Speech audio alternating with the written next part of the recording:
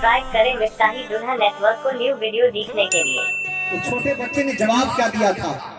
सोने के हरूफ से लिखने के लायक उस बच्चे के वो जुमले हैं जो उसने अपने जबान से अदा किए। उस बच्चे ने कहा, हुजूर बता दो मैं क्यों रो रहा हूं। हाँ मेरे लाल बता दे क्यों रो रहा है। कहा, हुजूर मैं घर पे बैठा था, मैं घर पे बैठा था, मेरी माँ खाना बनाने की तैयारी कर रही थी। कहा फिर क्या हुआ बेटा? कहा मेरी माँ ने लकड़ी जलाई। कहा लकड़ी? कहा हाँ। कहा किस तरह? कहा मोटी मोटी लकड़ियों को रख करके आग को जलाई, बड़ी कोशिश की लेकिन लकड़ी न जली, लकड़ियां न जली। मोटी होने की वजह से लकड़ियां आग को नहीं पकड़ रही थी, ना आग लकड़ी को पकड़ रही थी। कहा फिर क्या हुआ? कहा हुजूर फिर ये हुआ, मैंने देखा छोटी छोटी लकड़ियां, बारीक बारीक लकड़ियां वहां रखी हुई थी। मेरी माँ ने वो छोटी छोटी लकड़ियां उठा करके बड़ी बड़ी लकड़ियों के नीचे रख करके अब जब आग लगाई है तो पहले छोटी लकड़ियां जल गई हैं, और जब छोटी लकड़ियां जली तो बड़ी लकड़ियां भी जलने लगी हैं। और ये सब मुशाहदा करते हैं, आप भी करते हैं। जब हम लकड़ी जलाते हैं तो उसको जलाने के लिए कोई छोटी चीज का इस्तेमाल करते हैं, कभी छोटी लकड़ी का इस्तेमाल करते हैं, कभी कागज, कभी प्लास्टिक, कभी किसी चीज का इस्तेमाल करते हैं ताकि बड़ी लकड़ियों में आग लग जाए। कहा बच्चा फिर हुआ क्या? इससे तुमने क्या नसीहत ले लिया? उस बच्चे ने कहा हुजूर जब मैंने देखा कि बड़ी बड़ी लकड़ियां नहीं जल रही थी और माँ ने जब छोटी लकड़ी का सहारा लिया है तो बड़ी लकड़ियां भी जलने लगी है, तो मैं समझ गया कहीं ऐसा ना हो कल कयामत के दिन जहन्नम के अंदर जब बड़े बड़े पापियों को डाला जाए तो कहीं बड़े बड़े पापी न जले, तो अल्लाह उन्हें जलाने के लिए कहा हम जैसे छोटे छोटों का इस्तेमाल न शुरू। नारे तकबीर,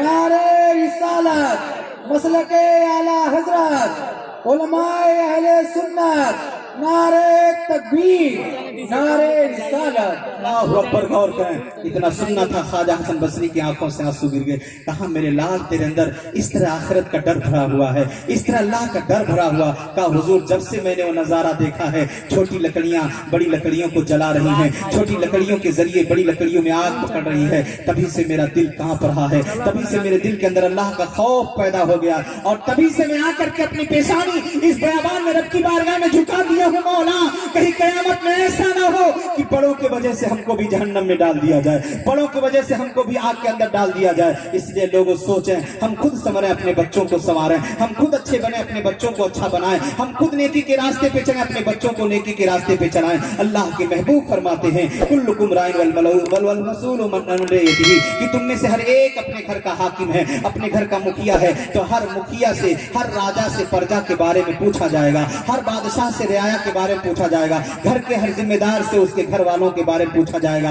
बाप को जवाब देना होगा, पूछा जाएगा तेरे बेटे ने तेरे सामने क्या क्या किया, तूने क्या किया, तेरी बीवी ने क्या किया, तूने क्या किया, तुम्हारी औलाद ने क्या किया, तुमने क्या किया। ये सब हमें जवाब देना है। और ये समझ लीजिए अल्लाह की पकड़ से कोई बचने वाला नहीं है, क्योंकि अल्लाह ताला कुरान मुकद्दस के 30वें पारे में साफ साफ सूरह बुरूज के अंदर फरमा रहा है इन्न बतश रब्बिका लशदीद।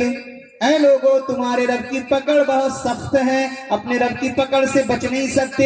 यहीं तक बात रुकी नहीं, बल्कि उठाइए सूरह तारिक, अल्लाह फरमाता है बड़े अच्छे अंदाज में फरमाता है यौम तुबलस सराइर फमा लहू मिन कुव्वतिन वला नासिर।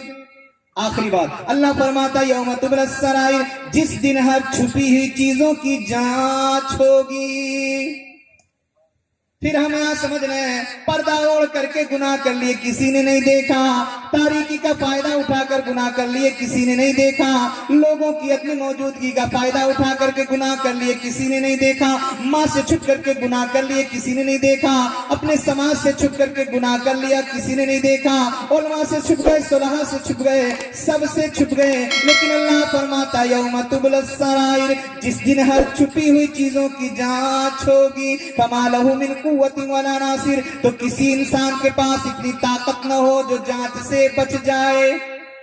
किसी के पास इतनी ताकत नहीं होगी जो अल्लाह के हिसाब किताब से बच जाए।